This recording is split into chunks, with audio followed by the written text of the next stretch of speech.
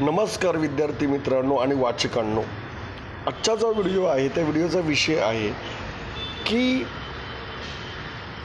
According to Sachin Kiras theory of time compensation, sun integrates and moon differentiate.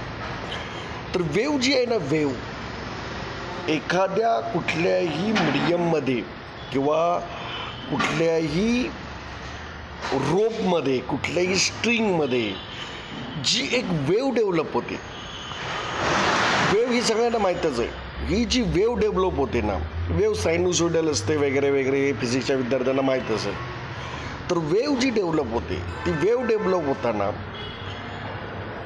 जिथे समजा एक string आहे आणि त्या स्ट्रिंगच्या इथे आपण एका कुठल्या तरी पॉईंटला आपण प्लग केलेला आहे, तर जिथे आपण तो पॉईंट प्लग करतो ना, तो पॉईंट म्हणजे इक्विव्हॅलंट टू सन आहे, equivalent to central force, equivalent to सन.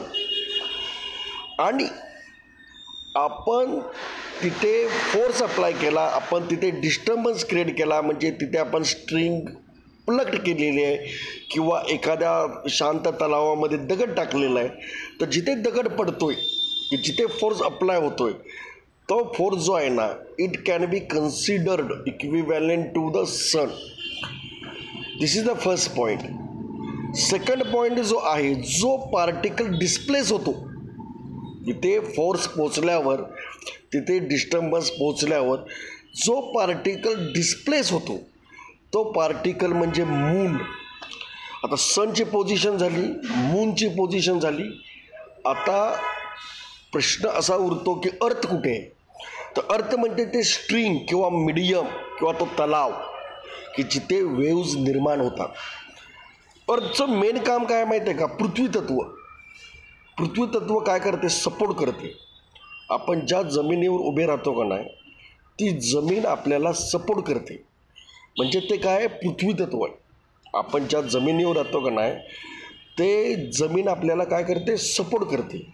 ते म्हणजे पृथ्वी तत्व. तर ती जी स्ट्रिंग आहे, ते जो मीडियम आहे, ते मीडियम म्हणजेच अर्थ. तर नीट लक्षात घ्यावा, तीन कुठकुठे इक्विव्हॅलंट गोष्टी आहेत. आणि दुसरं एक मला गोष्ट सांगायचं आहे की आता मराठी भाषेविषयी जो वाद चाललेला आहे, तर मराठी भाषा ही जगातली सगळ्यात सायंटिफिक भाषा आहे. तर मराठी भाषेमध्ये जे काही शब्द आहेत, म्हणजे मला काय सांगायचं आहे की अल्बर्ट आइन्स्टाईनचा सापेक्षतावाद हा मराठी भाषेमध्ये पहिला इंट्रोड्यूस झालेला आहे. कारण तो कसा झालेला आहे याच्याविषयी माझा एक दुसरा व्हिडिओ आहे, परंतु याच संदर्भामध्ये मी एक दुसरा व्हिडिओ काढणार आहे. तो याच व्हिडिओचा सेकंड भाग आहे, म्हणून त्याचा उल्लेख मी या व्हिडिओत केलेला आहे. तर वाचकांनी लक्षात घ्या की सन, मून आणि अर्थ याचा इक्विव्हॅलन्स काय आहे. तर हे एक्सप्रेस करण्यासाठी, according to Sachin Kiras theory of time compensation, हे एक्सप्रेस करण्यासाठी मी हा व्हिडिओ बनवलेला आहे. त्याचबरोबर जास्त डिटेलमध्ये मी माझ्या पुस्तकामध्ये लिहिलेलं आहे. त्या पुस्तकाचं नाव वाचकांना अर्थातच माहीत आहे, Newton's laws of motion must be modified, Sachin Kiras theory of time compensation, sun integrates आणि मून डिफरेन्शिएट. तर वाचकांनी हे पुस्तक वाचावं. हे पुस्तक संशोधनाला, ज्यांना PhD करायचे आहे, ज्यांना इंजिनिअरिंगमध्ये PhD करायचे आहे, ज्यांना इकॉनॉमिक्समध्ये PhD करायचे आहे, ज्यांना फिजिक्समध्ये PhD करायचे आहे, कारण हा एवढा फंडामेंटल रूल आहे. Sachin Kiras theory of time compensation हा एवढा फंडामेंटल रूल आहे की तो कॅल्क्युलसला, इंटायर फिजिक्सला रिडिफाईन करतो. त्याच्याविषयी जास्त डिटेलमध्ये मी माझ्या पुस्तकात लिहिलेलं आहे. तर वाचकांनी ते पुस्तक वाचावं ही नम्र विनंती. थँक्यू, धन्यवाद.